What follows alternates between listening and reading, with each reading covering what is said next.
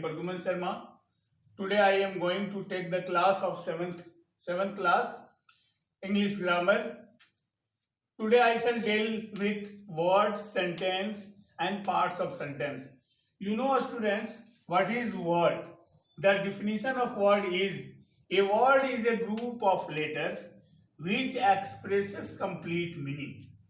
शब्द वर्णों के समूह को कहते हैं जिसमें जो अर्थ को उत्पन्न करता है.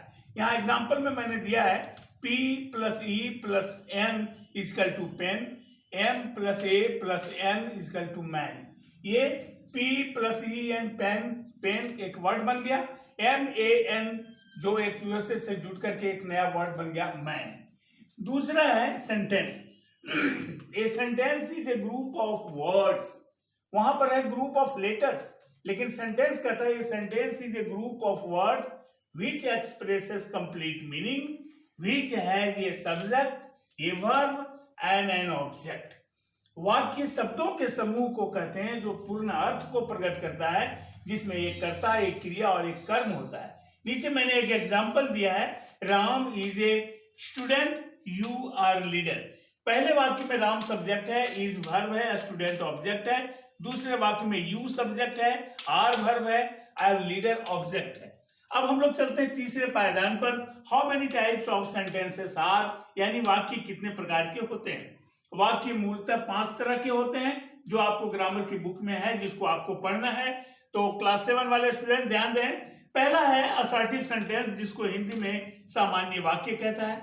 दूसरा है इंपरेटिव सेंटेंस, जिसको हम आदेश मूलक वाक्य कहते हैं, जिससे किसी को ऑर्डर दिया जाता है, सलाह दिया जाता है. सामान्य वाक्य में सामान्य अर्थों के वाक्य होते हैं.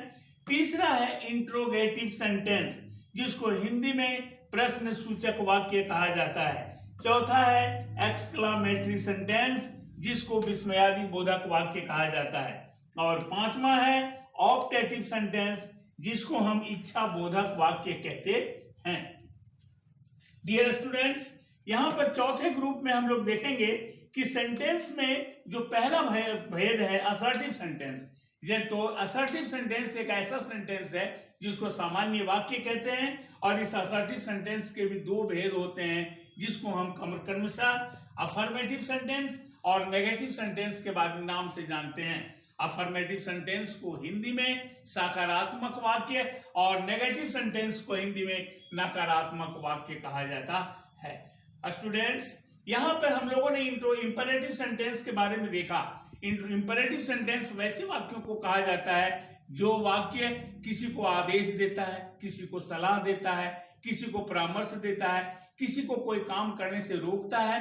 वैसे वाक्यों को इंपरेटिव सेंटेंस कहा जाता है. इंपरेटिव सेंटेंस के सब्जेक्ट जो होता है वो छिपा हुआ होता है, और उसका सब्जेक्ट जो होता है वो हमेशा यू होता है. The subject of imperative sentence is always hidden and it always start with main verb, that is called imperative sentence.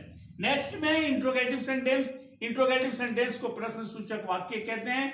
इसका प्रयोग किसी भी तरह के प्रश्न को पूछने में या किसी भी तरह की इंक्वायरी को करने में किया जाता है, और यह इंट्रोगेटिव सेंटेंस जनरली किसी इंट्रोगेटिव वर्ड से या किसी प्रधान क्रिया से प्रारंभ किया जाता है, इसलिए इसको इंट्रोगेटिव सेंटेंस कहते हैं. उसके बाद चौथा में है एक्सक्लामेटरी सेंटेंस. एक्सक्लामेटरी सेंटेंस को कहते हैं विस्मयादि बोधक वाक्य, जिससे आश्चर्य का भाव प्रकट हो, जिससे किसी को बोले और आश्चर्य हो, विस्मय हो, ऐसे भाव को स्पष्ट करने वाले वाक्य को विस्मयादि बोधक वाक्य, और अंग्रेजी में उसको एक्सक्लामेटरी सेंटेंस कहते हैं. और पांचवा है ऑप्टेटिव सेंटेंस. ऑप्टेटिव सेंटेंस को हिंदी में कहते हैं इच्छा बोधक वाक्य. जैसे हम किसी के लिए कोई इच्छा प्रकट करते हैं, जैसे कि कहते हैं may God bless you, may God give you good sense, may you live long, है ना. या किसी को श्राप देते हैं मे यू डाई, मे ये कर्स, ये अभिश्राप, यानी कि जो आशीर्वाद, सद्भावना,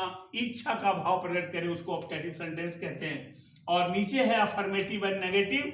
जिसमें यस लगा हो उसको अफर्मेटिव सेंटेंस, और जिसमें नो लगा हो उसको नेगेटिव सेंटेंस कहते हैं. जैसे yes I am ready, this is affirmative sentence, और जहां पर होगा no I am not ready, that is called negative sentence.